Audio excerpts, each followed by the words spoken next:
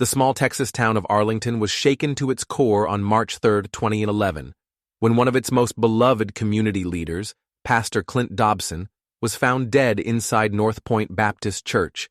The crime was brutal, senseless, and left a trail of devastation in its wake.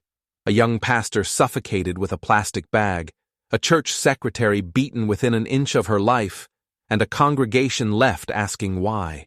The answer, it seemed, lay in the hands of a man named Lawayne Nelson. But what if everything wasn't as straightforward as it seemed? 2 days after the murder, police arrested Nelson, who was found in possession of the church secretary's stolen car, along with several items belonging to the victims. His past was checkered. He had been in and out of trouble since he was a teenager, a product of a difficult upbringing that many said set him on the wrong path. But was he truly the mastermind of this horrific crime, or just a pawn in something even darker? The details of what happened inside the church that day are chilling. The morning had started like any other, with Pastor Dobson and his secretary Judy Elliott going about their daily tasks. The peaceful sanctuary was suddenly invaded by intruders with one goal: to rob the church. But something went horribly wrong.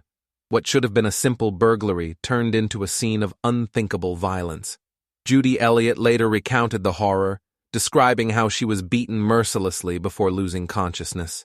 When she awoke, Clint Dobson was dead. A plastic bag had been tied around his head, suffocating him in what could only be described as a slow, agonizing death. The crime was shocking, not just because of its brutality, but because it happened in a place meant to be a refuge. When police arrested Stephen Nelson, they believed they had their man. He was in possession of the stolen car, was known to be involved in past criminal activity, and had no solid alibi for the time of the murder. During the trial, prosecutors presented forensic evidence, witness testimonies, and Nelson's own actions in the days following the crime as proof of his guilt. Nelson, however, had a different story. Ignoring the advice of his lawyers, he took the stand in his own defense, claiming he had only been a lookout. According to him, 2 other men were responsible for the pastor's death, but authorities had failed to properly investigate them.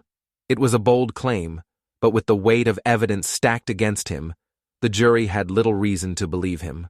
The law in Texas made it clear, if he had participated in the robbery knowing it could lead to someone's death, he was just as guilty as if he had committed the murder himself. After deliberating, the jury handed down a verdict of guilty, and Nelson was sentenced to death. For years, he fought the sentence.